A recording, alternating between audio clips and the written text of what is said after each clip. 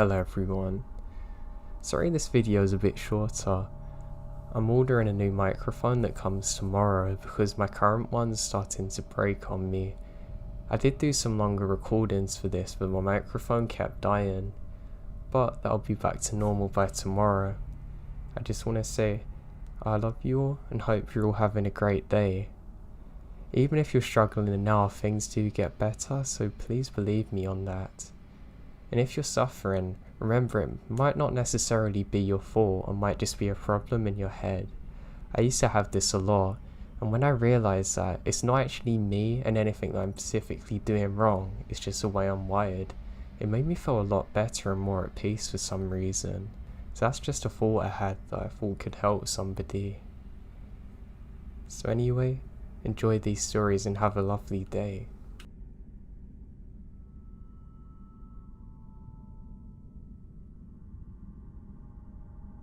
A long time ago, my job had an office near the Canadian border in Washington state. I often had to travel over there to help out and train staff. Being a guy in my late 20s, single, and liking to get away for a few days, I always make up extra cash by volunteering to go wherever was needed. I would usually fly up there, but on some occasions when I needed to bring equipment or material, I would drive. This one particular time was about 17 years ago. We bought a ton of equipment wholesale. We needed to deliver this to an office in the Washington area state. Of course, everyone knew I would volunteer for driving. I was told to drive a box truck up there and leave it and fly back. Prior to this, I would drive a company car or SUV, but no worries, the box truck wasn't that big and was probably the same size as one of the U-Haul rental trucks. I always preferred to start my driving journey towards the end of the day mostly, because I like night drives. For the majority of my journey, it's uneventful. I only stopped at a gas station and the occasional rest stop. At some point near the California-Oregon border is when things start to get bad. It's approximately 1 o'clock in the morning. I had stopped at a rest stop, probably the last one on the California side. On the far distance, I do remember seeing other trucks parked, but basically the rest of the parking lot's empty. Now at this point, I wasn't thinking anything creepy or out of the ordinary. I get out of my truck and go into the restroom to take care of business. I wash up a bit and take my sweet time stretching my legs, but when I exit the restroom area and walk over to my truck, I notice a vehicle parked next to mine. I was literally like, this whole parking lot and this one person decides to come next to me. Great.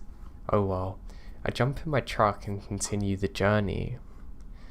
About 10 or 20 miles down from the freeway, my truck starts acting weird. Some of my interior lights begin flickering. I don't really think anything of it. A little while later, all of the lights in the vehicle goes out. Interior lights, running lights and headlights. At this point it's about 2 AM and I'm in some wooded area of Oregon. I can't even find a flashlight in the cabin.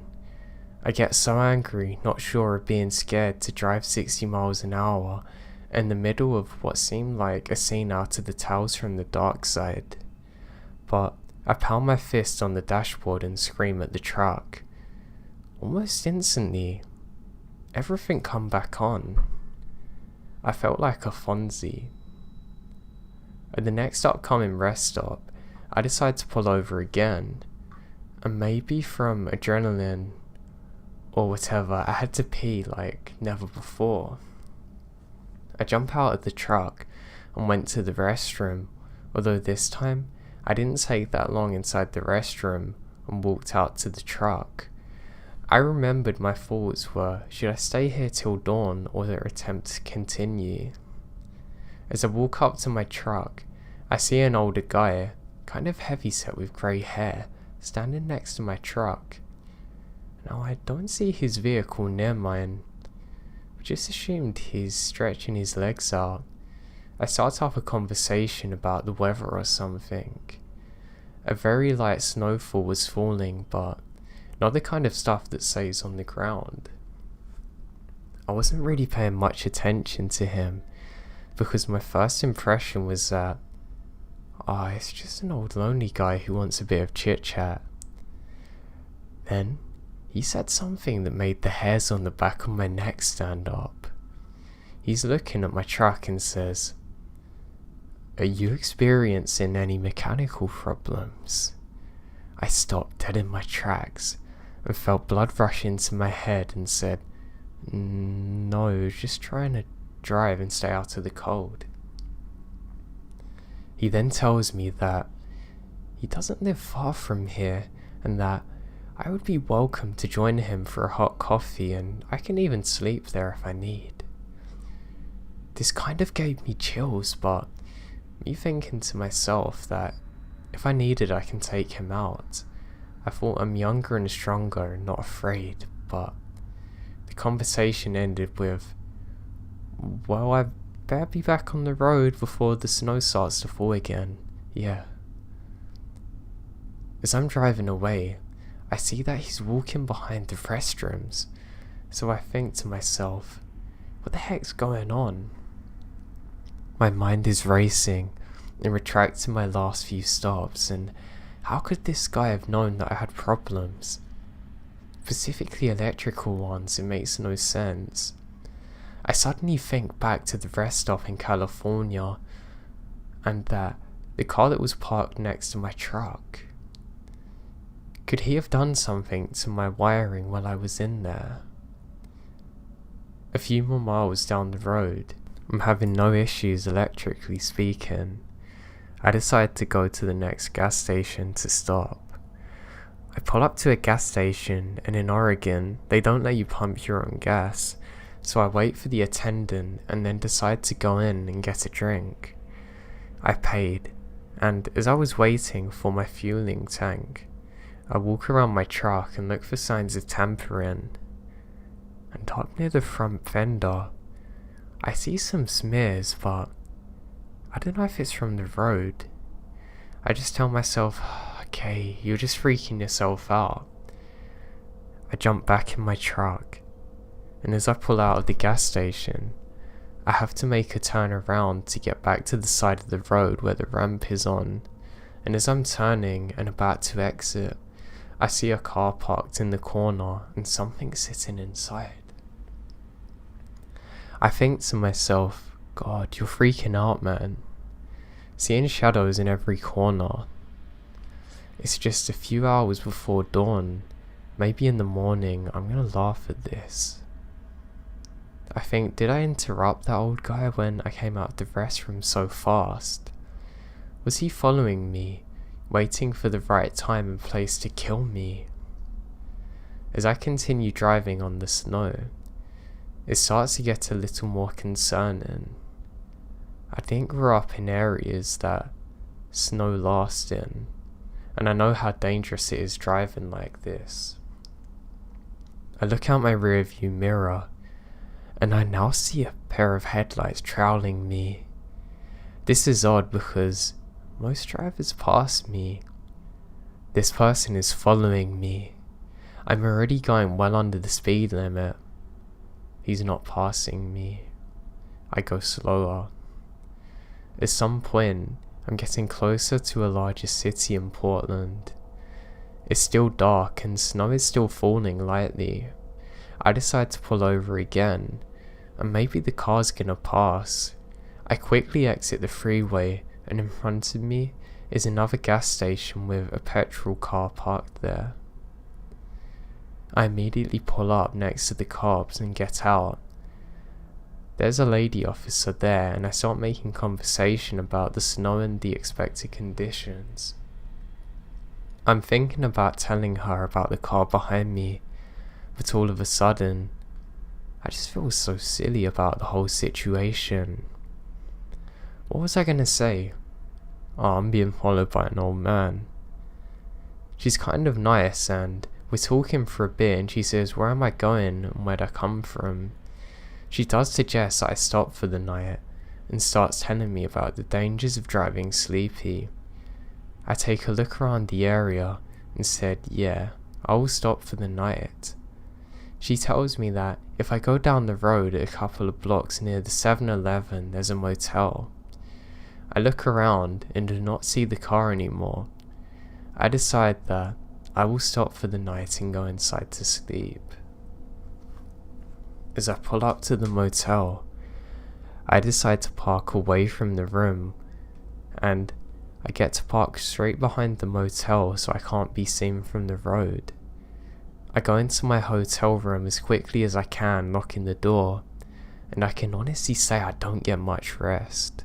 I watch TV and nodded off here, but I'm awoken by every sound.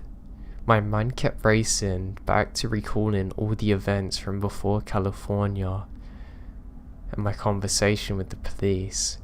Maybe he saw me speaking to the cops and took off. I'm certain he saw me there talking to them. Maybe he was waiting for me to pull over at another rest stop and his plan went wrong. Why would he invite a complete stranger into his house in the middle of the dead of night at a rest stop? Why did he ask if I was having electrical problems specifically? Finally, it's about 7 AM, and I decide that enough is enough. I get up, go outside, have a big breakfast, continue on to my office without anything weird happening, or actually finding out why I was being followed.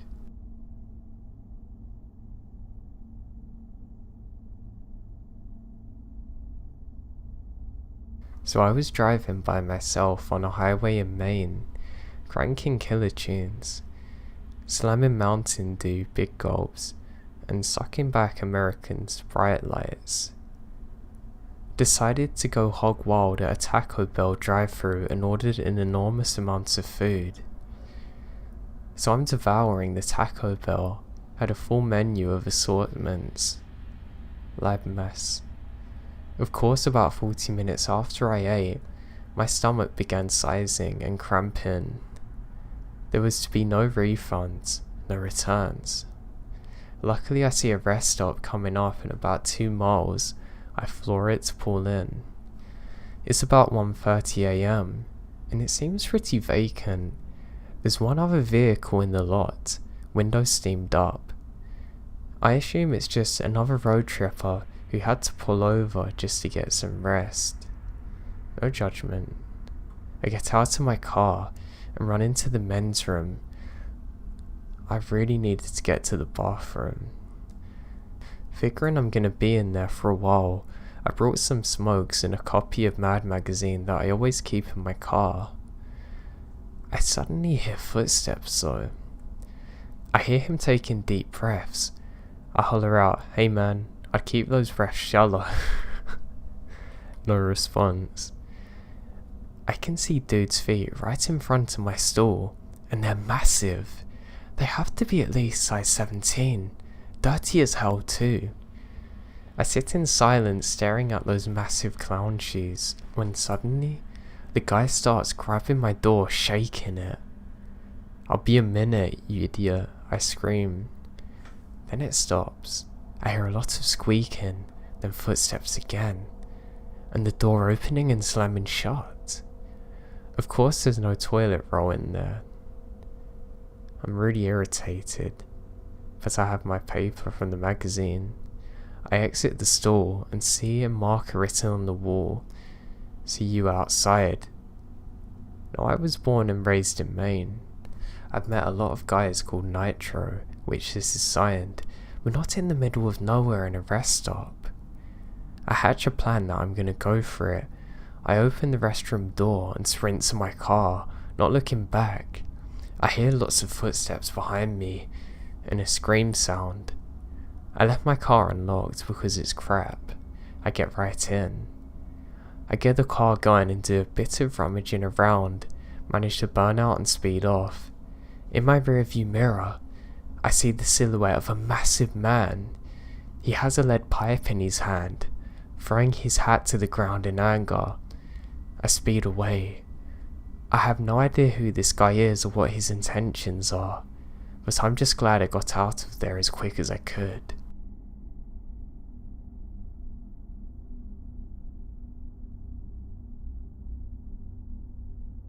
About 2 years ago, me and my family moved from New Jersey to Florida for a fresh start.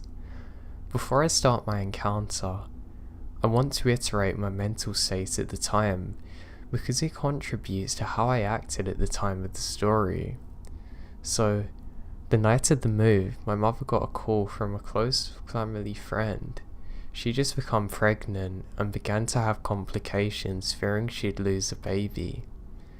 My mother, being the awesome woman she is, went over to help watch and look after her young son, and calm my friend down and tell her to go to the hospital to get checked out. So, her and her husband rushed over to the hospital, and luckily she hadn't lost a child. But it wasn't until 1 a.m. my mother got back and I was still up, waiting for her to get back. So yeah, we're dead tired the next day when we had to pack up everything for a long trip to our new home in Florida, while my father had slept through the whole ordeal the night before. But that's just me moaning anyway. I'm driving with my mother while my father is in another car. I'm not exactly happy about the move, so tired and upset we continue our trip. We're always driving from NJ to FL for years and never had any weird experiences out there. I'm not sure about my parents, but they never talked about anything creepy in my 22 years I've been alive, and I've travelled with them. And trust me, they love to tell stories, and so do I. So, when this happened, I was wholly unprepared for it. Now, it certainly didn't help with what happened the night before either.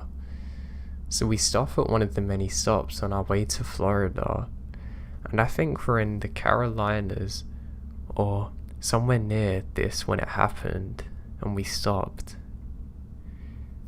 Now, if you've never travelled by car before, a rest stop is kind of like a mini rest area. These places are for travellers who either need a minute to stretch, use a bathroom, or somewhere they can safely sleep for the night. They're usually well lit, and have vending machines for anyone who needs a snack or drink. It was late, maybe 9 p.m, when we stopped to stretch our legs and use a bathroom. I wanted a few snacks, so I asked my mother for some. She gave them to me, and I entered the nice little enclosed area that contained machines. So I'm standing here alone picking what I want when a woman comes in. She's short, skinny, older, who's dressed nice with bleached blonde hair. When I glance at her and smile politely, she comes right up to me and holds her hands out for a shake, introducing herself. Dumbfounded, I shake her hand and told her my name. After that, she launches into this tale of woe about how she lost her wedding ring, and that her car's out of gas and she needs money. I'm just standing there trying to listen and figure out, how do I get out of here? Now you have to understand, this was literally the first time anyone had ever approached me at any rest stop. Mostly because I don't have the most friendly of faces. Even though I'm a girl, I'm tall, around 5'6". I'm taller than most girls, especially her. Broad-shouldered, and I resemble my father. He doesn't have the most welcoming of faces either. But me? I'm a bleeding heart and never want to be rude to anyone. But in this situation, I would have been it, if it wasn't so out of the blue. When I'm in situations new to me, I tend to freeze up, and I can't think. I don't know how to act or what to do in the situations I'm not expecting. Now, as you can probably guess, I'm a big introvert and socially awkward, but I don't have a problem with telling people to go away.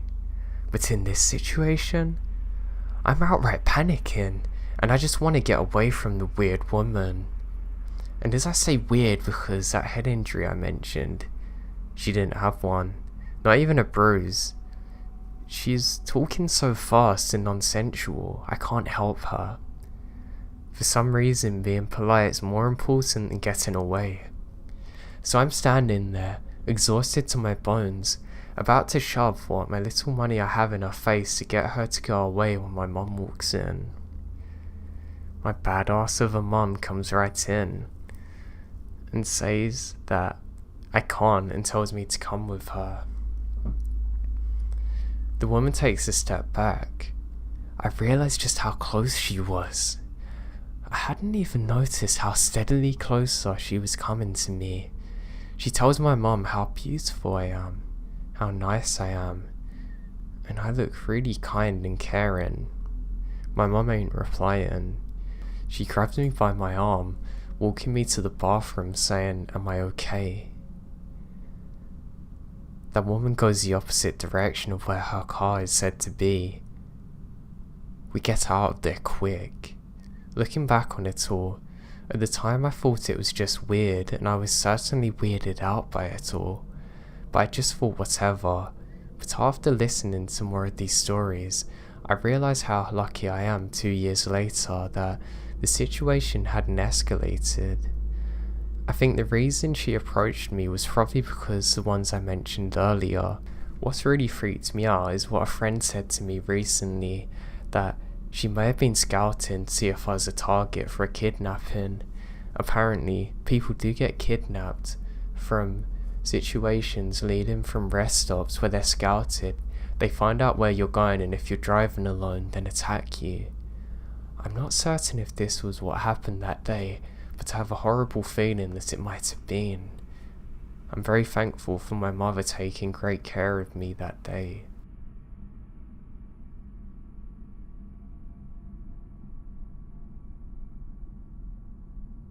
I was 18 years old, and on my way home to California on summer break after my sophomore year of college, I had a 9-hour car ride ahead of me and stocked up on energy drinks, soda and snacks for the ride home.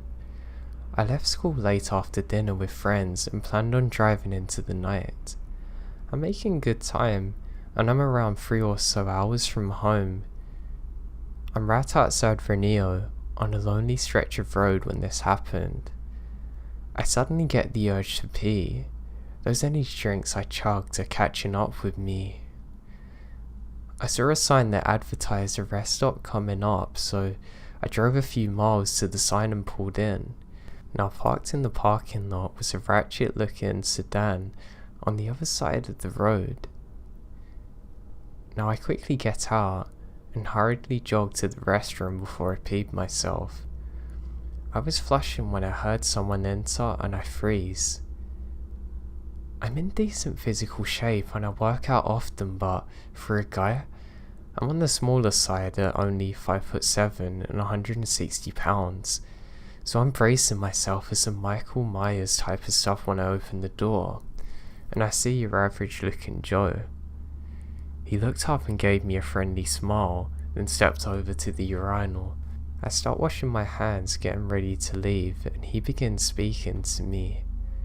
His voice is low and gravelly, so low I can't even hear him. He says, "You like dogs, man?" He asked me as he washed his hands.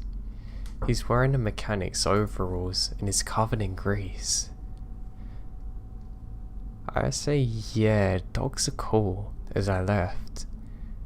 Well, that was the wrong thing to say because he comes up and says, "I got a new puppy. Wanna see him? He's real cute." Now I'm freaking out. Keys are in one hand and cell phone's in the other. I call him back and say, "No, I gotta get going." I'm getting into my car when he grabs me. He grabs the door, opening it wide now. He's quite strong and a few inches taller than me. I start my car, put my phone in my ear, and quickly pretend I'm on the phone to the cops. With that, I kick him in the stomach, and thank God it connected. He lets go of the door, falling flat. I lock the doors and screech out of there. I see him then scrambling to get to his car, but I sped out of there before he can catch me. I'm a nervous wreck for the next 3 hours, thinking he's gonna follow me home to finish off the job. When I got home, I told my dad, who had stayed up to wait for me, what happened, and he told me to call the police. I made sure to make a big report of what happened and recount the entire event. I never went back that way again. Wherever that guy is, I sure as hell don't want to see your puppy.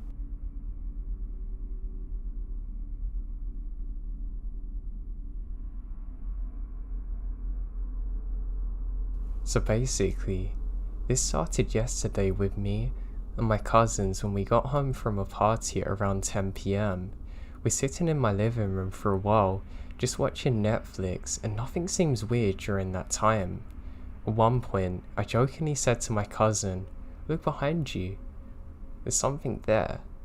Knowing there's nothing there, and she gave me a sarcastic look. We kept on playing jokes on each other the whole time, and she kept on getting annoyed at me, but it was funny.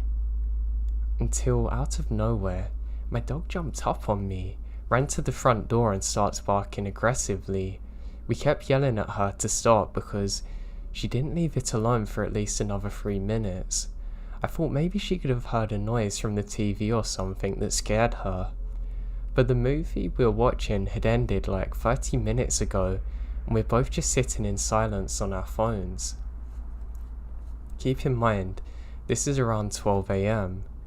After this happened, I was kind of nervous and pretty confused, but my dog's done this before. So once again, I tried to ignore it and not think about it much. It's around 1 AM when me and my cousin decide to go upstairs and start getting ready for sleep. I was laying down checking my Snapchat, then I saw it. On my snap maps, I can see someone's at my house. I start thinking of all the possibilities of who this could be. He's called Sebastian. At this point, I'm really confused and get worried because I don't even know a Sebastian. And I'm starting to get really confused now. I don't remember adding one either. I went back downstairs to check and make sure all the doors are locked. In my house, we have an alarm system where every time you open a door, it will chime to let you know. For some reason, it was unplugged, meaning if the doors were being opened, whatever it was would shield the door, backyard gate, or just any doors leading to my house so that we're always notified. I asked my cousin if she unplugged it, and she said she didn't even know we had it. I'm worried now because when I checked SnapMap, it said he's last seen an hour ago. That's when my dog starts barking viciously for no reason. The more I thought about it, the more it seemed connected, but there was really nothing I can do now. As I already checked downstairs and locked all the doors, I do have multiple cameras around my home.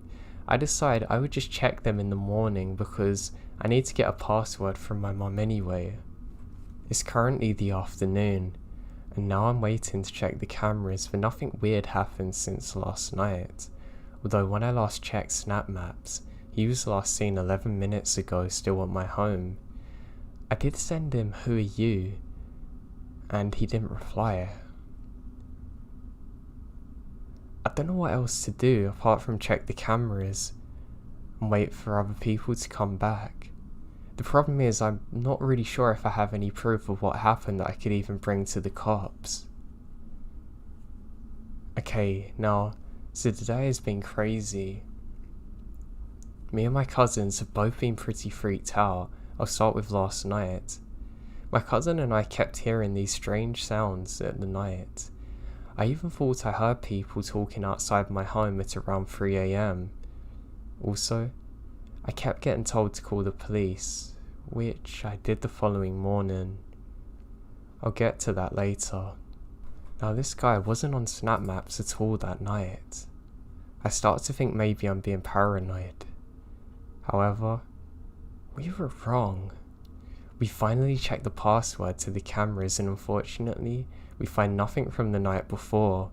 Then we checked the footage this morning from last night around 2 AM. The camera picked up a figure, and I have multiple pictures you guys can look at. The figure looks white, but it was actually all black, and the camera introverted it, but we really don't know. So we actually have a picture of 4 men around my home. So we kept telling the police what happened, and they come this morning to check out the footage. They also looked around our home to make sure nobody's still lurking. They said they would patrol around our neighbourhood when it got dark for the next few days. They made a report on the man trespassing, and we gave them as much information as we can to hopefully find him.